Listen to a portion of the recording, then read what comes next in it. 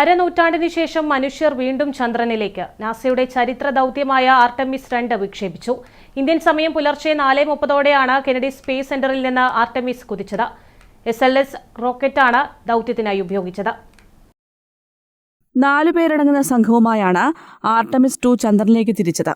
Read Wiseman, Victor Glover, Christina Koch എന്നീ നാസയുടെ ബഹിരാകാശ യാത്രികരും കനേഡിയൻ സ്പേസ് ഏജൻസിയുടെ ബഹിരാകാശ യാത്രികനായ ജെറമി ഹാൻസനുമാണ് യാത്രാസംഘത്തിലുള്ളത്. ചന്ദ്രനിലേക്കുള്ള യാത്രയിൽ പങ്കാളിയാകുന്ന ആദ്യ വനിതയാണ് ക്രിസ്റ്റീന.